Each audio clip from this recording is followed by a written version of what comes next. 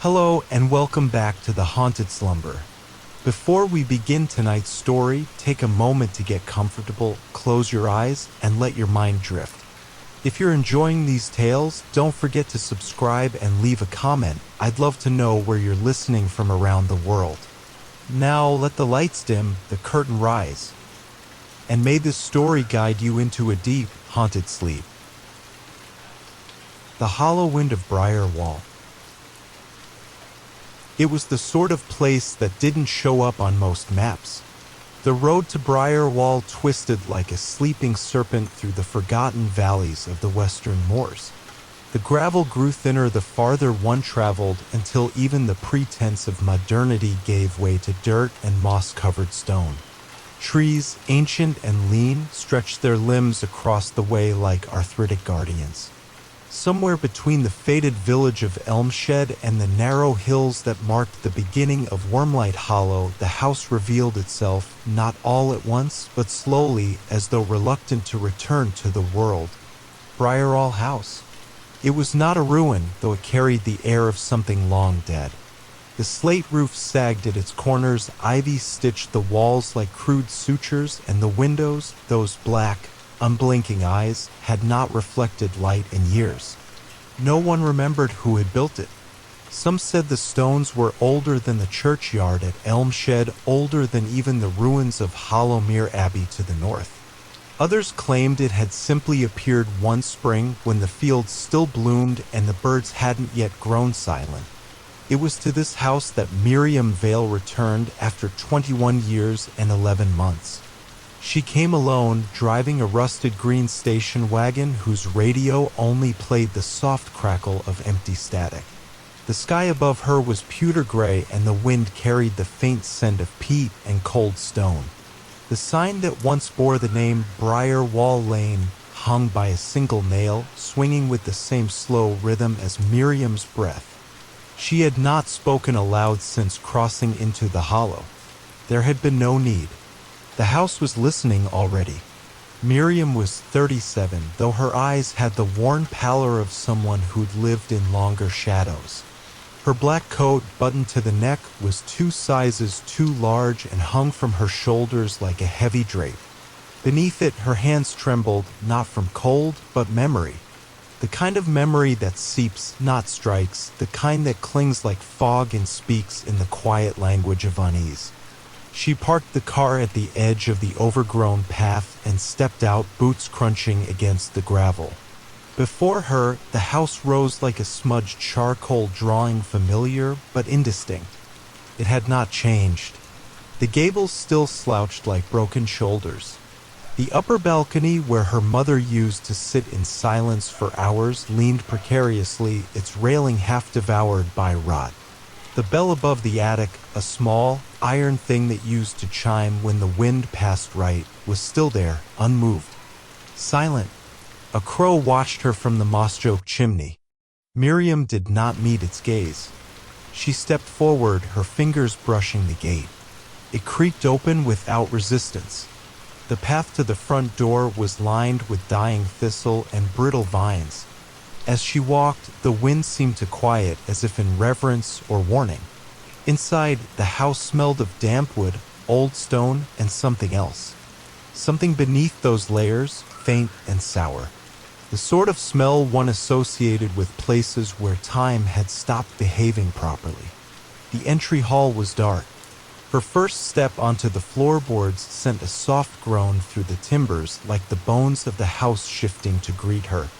Dust lay in thick sheets across the furniture.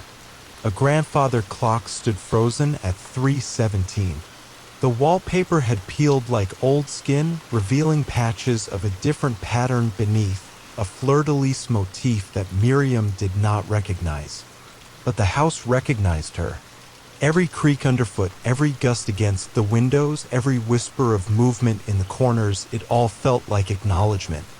She walked through the sitting room, then the dining room, her boots leaving faint impressions in the dust. The portraits on the walls had faded to near ghosts, their faces blurred by mildew and neglect. But she remembered them, great Aunt Irina who drowned in the bog during the spring floods of '52. Uncle Desmond, who had vanished in the Northwoods and was found weeks later, eyes open and mouth full of earth. Their eyes followed her now. Not literally, not yet, but memory had its own ways of conjuring presence. She climbed the stairs. Each step protested under her weight, but held. The banister was warm beneath her fingers, inexplicably. Upstairs, the hall seemed narrower than she remembered.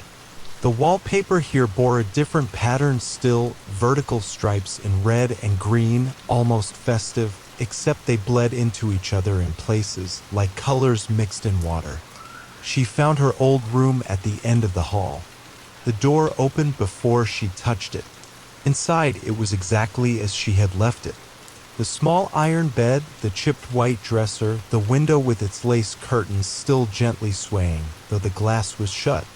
Her stuffed rabbit, Irwin, lay on the pillow, yellowed but intact. And the mirror, the tall, oval mirror with its wooden frame carved into thorny vines, stood where it always had, beside the wardrobe. In it, her reflection flickered. Not her present self, not the woman in black with tired eyes. For a moment, just a breath, she saw herself as a child. 8 years old. Pale, wide-eyed, with a single braid draped over one shoulder. The reflection blinked. Miriam did not. Then it was gone. She did not scream. Instead, she crossed the room and sat on the bed. The springs whined beneath her. She had returned for a reason. Not just to face the memories, not merely to reclaim some imagined closure. She had come because the house had called her. The letter had arrived in the dead of night, slipped beneath her apartment door with no return address. Just a single sentence written in ink that shimmered like oil. You promised to return before the lanterns wake. She did not remember making such a promise. But the handwriting was hers. And the house had waited. Night settled around Briarwall House with a softness that belied its weight. It did not fall as darkness does in cities or even in the woods. It seeped like ink spilled across parchment, slow and deliberate, smothering all distinction. The house did not resist it. Rather, it welcomed the dark, like a breath it had been holding since sunset, now finally exhaled in stillness. Miriam sat in the old chair beside the window, a quilt draped over her knees. Her hands, folded and still, rested atop the fabric like forgotten relics. She had lit a single candle on the nightstand, its glow faint and warm, painting long shadows across the wooden walls. The house creaked now and then, small, subtle pops and groans as though adjusting to the memory of being inhabited. Outside, the mist had thickened. It rose not from the sky, but from the earth itself, writhing low through the grass, slithering across stone, hugging the base of trees and curling like fingers around fence posts. It reached the house's foundations and paused, waiting. Miriam did not sleep. She watched the mist. It was not the first time she had seen it. She remembered it from that final night 22 years ago, the night the lanterns had moved beneath the floorboards, the night the wind had whispered her name through the rafters, the night her mother had locked herself in the study and spoken to someone who was not there. Back then, Miriam had not understood. Now she feared she might. The candle flickered. The window pane sighed against its frame. And then she heard it, the sound she had not heard since she was a girl. The bell in the attic rang once. It was a brittle, distant chime, like a voice lost in a dream. Not loud, not urgent, but enough. Miriam rose. She left the quilt behind, stepping barefoot across the old wooden floor. The boards were cold beneath her skin, though the room itself was not. She moved slowly, each motion deliberate, her breath slow and steady as if descending into deep water. The hallway beyond her door was darker than before. Not just unlit, but thicker, deeper, as though light had been pulled inward and trapped. She did not reach for a lantern. Instead, she moved by memory, hand brushing the wall. The door to the attic had always been hidden. There was no handle, no latch. One had to press the wall just right, between the faded sconce and the cracked molding, and then, only then, would it sigh open like a secret told. It did so now. Miriam stepped into the narrow stairwell, enclosed on all sides like a throat. The air grew colder the higher she climbed, filled with the scent of old cloth, candle wax, and iron. At the top, the attic was silent again. The bell, small, rusting, suspended from a beam at the peak of the roof, swayed gently, though there was no breeze. The room was much as she remembered, boxes covered in cloth, an old phonograph wrapped in plastic, shelves lined with yellowing books. And at the far end, beneath the arched window that looked out toward Hollowmere Valley, stood the table. And on the table, a lantern. Not a modern one. This was wrought iron, blackened with age, glass panels clouded by time. Inside it, a single green flame flickered, steady, silent, unwavering. It had not been here earlier. Miriam did not touch it. Instead, she stood before it and whispered, "Who lit you?" The flame pulsed once. Then, from beneath the floorboards at her feet, a soft sound. A shuffle. A breath. Not wind. Not rats. Not imagination. A whisper. It came again, faint, feminine, layered with static and sorrow. "Leave before they wake." She stepped back. The flame dimmed. The attic grew colder. She descended. Back in her room, the candle had gone out. And on the wall beside the mirror, something had been scratched into the wood. 5 vertical lines, drawn with shaking hands. A tally. 5 nights? 5 years? 5 lives? Miriam closed the door and turned the lock. But it was not the door that would keep things out. Or in. The next morning came as a pale gray smudge across the horizon. The mist had not lifted. It hung in the trees, curled around the fence posts, stretched in long fingers toward the barn beyond the orchard. Nothing stirred. Not birds. Not insects. Not even the wind. Miriam dressed in silence and went to the kitchen.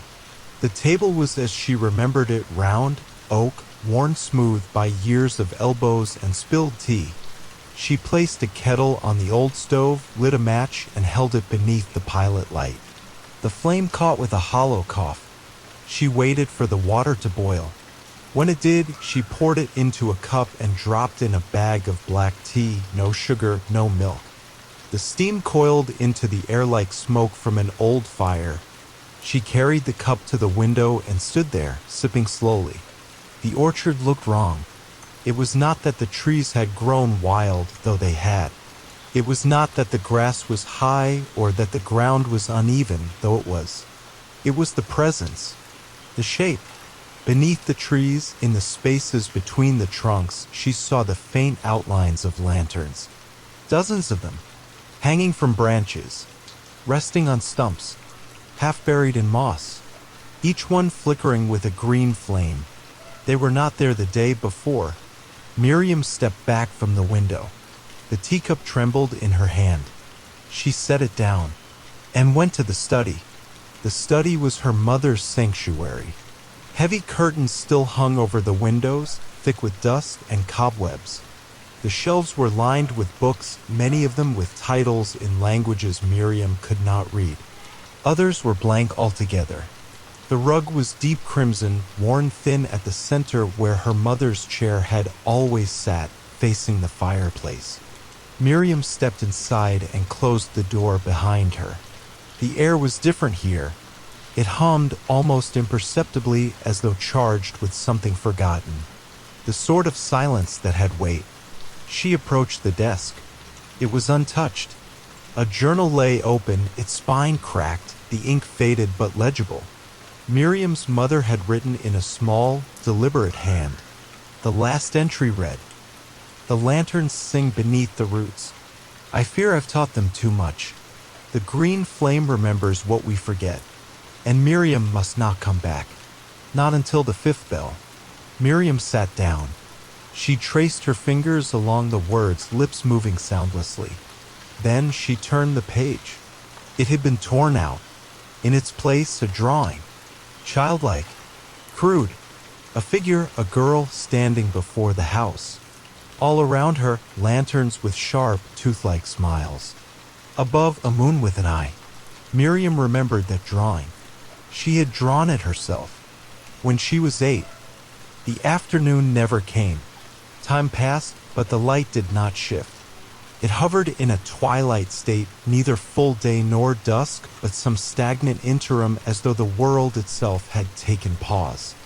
The orchard remained still, lanterns flickering faintly beneath the branches, their flames unaffected by wind that did not exist. Miriam did not return to the attic.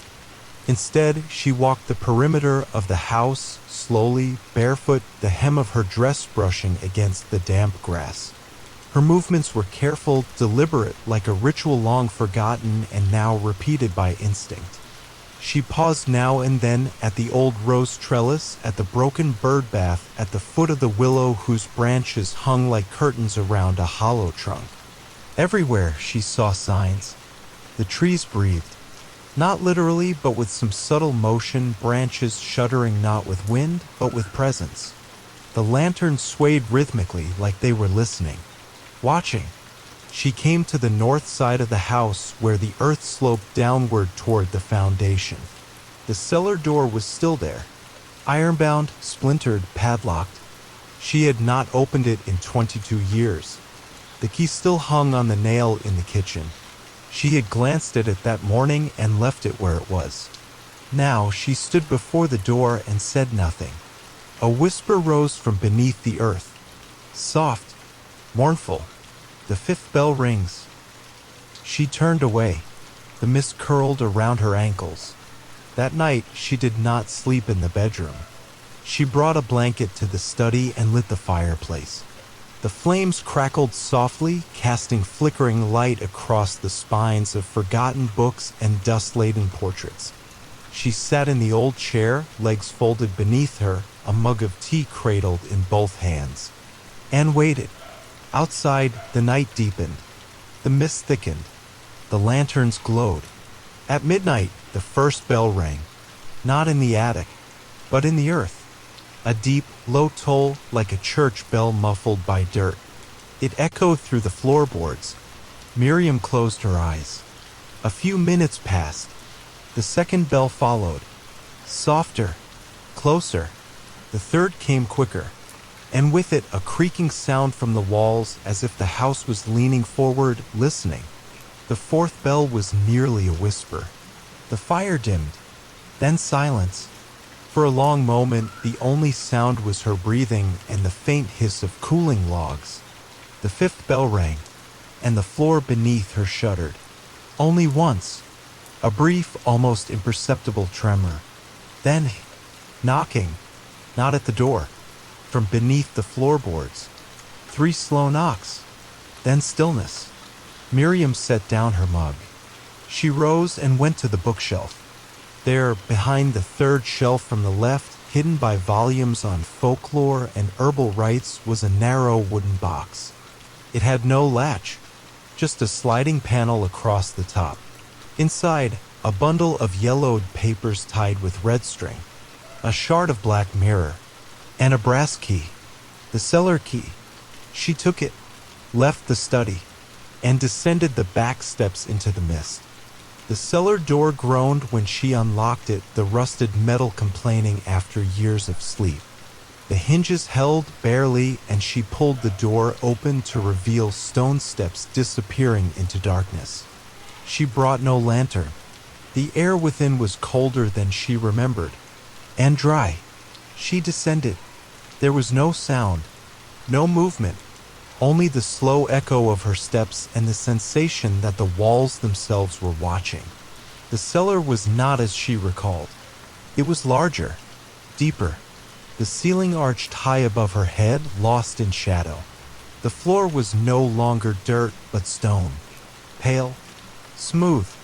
At the center of the room, a circle, etched into the floor in precise, delicate lines as though carved by hand and preserved through ages. Within the circle, lanterns. 5. Their flames glowed green, pulsing faintly in time with her heartbeat. At the circle's edge stood a figure. Not a person. Not quite. It had the shape of a woman, tall, hair hanging like seaweed over its shoulders, eyes wide and glassy. Its skin was the color of ash, its dress long and tattered, trailing into the mist that seemed to rise from nowhere. Miriam did not speak. The figure raised a hand, pointed at her, then at the circle, and whispered, "You lit them." Miriam shook her head. "No, I didn't." The figure stepped closer, slow, gliding, its feet never touching the floor. The lanterns flared. The figure's mouth opened wider than human, and from within came 1,000 voices layered as one. "You remembered." Miriam stepped backward, but the door was gone. Stone stretched behind her endlessly. No exit, only the circle, and the lanterns, and the figure. "What do you want?" she whispered. The figure pointed again, this time at Miriam's chest. "Your name." The voice fractured. "Your silence. Your sleep." Then, a sound like wind through reeds, high and brittle. Laughter. The lanterns dimmed. The circle cracked, and the cellar vanished. She awoke on the study floor. The fire was dead. Outside, the sun had begun to rise, though barely. The mist remained, and the orchard had changed. Now the trees were bare. No leaves, no lanterns, only bones, hanging from branches, some small, some not. She did not weep. Instead, she took the journal, tore out a blank page, and began to write, "To whomever finds this. This house remembers. It is not haunted. It is haunting. The mist comes from beneath. It feeds. It sings. The lanterns are not lights. They are mouths. Do not relight them. Do not stay after the 5th bell. And above all, do not speak your name aloud within these walls. It will hear you, and it will remember." The days that followed passed like fog across a mirror, present yet barely reflected. Miriam stopped counting them. Outside, the orchard lay in its skeletal silence. The hanging bones no longer swayed. They watched. The mist that once coiled around her feet now lingered inside the house. At first it appeared only in corners, delicate as breath. But by the 3rd morning it had settled into the hallways like smoke from a fire long buried. She did not open the windows. She stopped lighting the lanterns. The journal grew heavier with each entry, though she rarely remembered writing them. Her handwriting had changed. Long strokes, looping curves, unfamiliar flourishes that looked more etched than inked. Names she didn't recognize appeared between her lines, often without context. Elspeth, the one beneath, caller of the 5th, father of lanterns. Miriam crossed out. No one. Sometimes the entries ended with questions she could not answer. What was I before the orchard? Why did the bones listen? Whose voice is in the lanterns? On the 7th night, the attic door opened itself. It did not creak. It did not slam. It simply stood ajar the next morning, yawning into shadow. She did not go up. Not then. Instead, she spent the morning in the parlor, beneath the blanket, staring out the window as the sky remained gray and unchanging. Somewhere in the house, a grandfather clock ticked, but it did not chime. Time did not pass here the way it once had. At dusk, she lit a single candle. Not a lantern. A taper. Plain. White.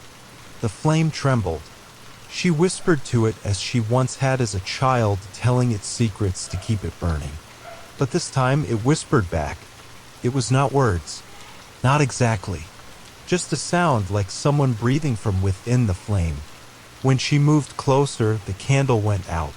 There was no breeze. The next day, the names returned, carved into the walls. The first she found above the pantry. Elspeth, scored deep into the wood, not with a knife, but with something dull and ancient like bone dragged through rot-softened timber. The next, beneath the dining room table. Caleb. Then, in the guest bedroom closet, barely visible behind old coats. Ruth. More followed, all in the same crude hand. all placed where no one should have reached. Some were upside down. Some spiraled outward from the center of the floor. One appeared in the mirror, not etched, but present in condensation that had no source. Miriam, not carved, written in the steam. She stared at it for a long time, and when she touched the glass, her fingertip burned. The next night, she returned to the cellar. She had not intended to. Her feet simply carried her there, bare, quiet, unresisting. The cellar door was gone. In its place, an archway. No hinges, no latch, just an open stone passage that had never been part of the house's foundation. She stepped through. There were no steps, only descent. The stone beneath her feet was damp and warm. The walls pulsed faintly like lungs beneath a grave. And ahead, the lanterns. Dozens of them. Not the 5 from before, but 100, maybe more, hanging from nothing, suspended in mist, burning green with flames that danced silently in rhythm with her heartbeat. Each bore a name, not labeled but embodied, as though the flame was the name. She felt them as she passed. Ruth, Caleb, Elspeth, Miriam, and others. Names she'd never heard but now somehow knew. Marnina of the Oak Cross, Silas of the Hollow Field, Amra the Moth-Mouthed, Tom, who followed the sleep, Lita of the Quiet Teeth. She stopped before a lantern that flickered erratically. Its name was nothing. It was blank. She reached for it. The flame flared. Her vision swam. And the world shifted. She was in the orchard, but not the one she knew. This one was full, lush, green. Sunlight spilled between the branches, and the trees bore apples so red they almost glowed. Laughter echoed from beyond the grove, a child's voice and a woman's. A younger woman. Familiar. Miriam stepped forward. Her hands were clean. No ink. No soil. No scars. She wore a dress she had not seen in decades. And before her stood the cabin. Not moss-covered. Not broken. Alive. Warm. The door opened. And from within, her mother, as she had looked in 1963. Alive. Smiling. Holding out a basket of apples. Miriam, love, help me bring these in. Her voice. It shattered something in Miriam's chest. A memory not remembered, but relived. Miriam stepped forward. And the mist rolled in. Thick. Cold. Inevitable. The apples in the basket rotted. The cabin sagged. Her mother's mouth opened wide. And the 5th bell rang. Not distant, but within her. She awoke on the kitchen floor. The stove had long gone cold. The windows were dark, and her hands were covered in dirt. She opened her mouth to speak, but the mist poured out. A steady stream curling toward the ceiling. When it cleared, words were etched into the tile beside her. You remembered too much. She no longer lit the candles. She no longer entered the study. She stopped eating. Time passed. Or didn't. She could no longer be sure. The house seemed to move around her now. Doors that once led to bedrooms now opened into corridors of stone and shadow. Windows showed not the orchard, but endless fields of black trees beneath the sky with no moon. And the attic door remained open. On the 9th day, she climbed the stairs. Slowly, each step creaked beneath her weight, not from age, but reluctance. The air grew colder, the mist denser. She reached the top. The door had no handle, only a single word painted in red. Silence. She pushed it open and entered the hollow wind. Inside, not the attic. A chapel. Roofless. Crumbling. Lanterns hovered above pews carved from roots and bone. A single figure stood at the altar. Tall. Faceless. Wrapped in shrouds of dusk. Its voice was the sound of pages turning in an empty library. You have remembered. She nodded. You have unburied what was meant to remain. She stepped forward. You have brought your name. She stopped. "I am not Miriam," she said, not aloud, but within.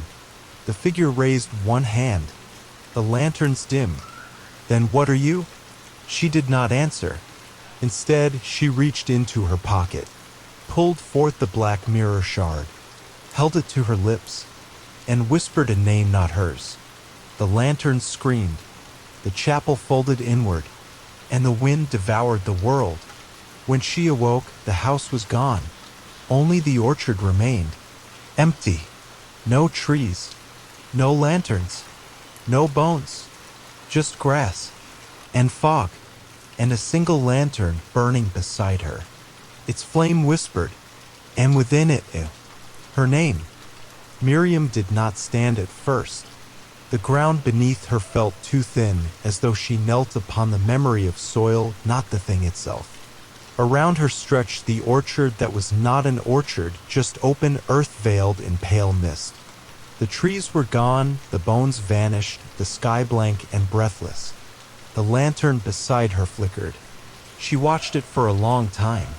Its flame whispered, a soft, rasping rhythm. Not language, but not meaningless either. It was remembering her. Not the way she had been at Briarwall, nor before, but as she was now, stripped of all she thought she carried. A name held in silence, a shape without outline. She lifted the lantern and walked. The world did not change. Not at first. For what might have been days or only minutes, she wandered the void field, the mist never parting, the light of the lantern her only compass. It revealed little. A ripple in the fog here, a tuft of unmoving grass there, but mostly emptiness, until she reached the edge. Not a cliff, not a wall, but a boundary thin and soft like the veil of sleep. She could sense it before she saw it, the way one feels another heartbeat in the dark. It pulsed outward from a circle in the earth about 10 feet across, ringed with dead apples and scattered shards of bone. She recognized it, the place from her dream, the circle where her mother once stood, the place where the 5th bell had rung. She stepped into it. The lantern dimmed, and something else lit up.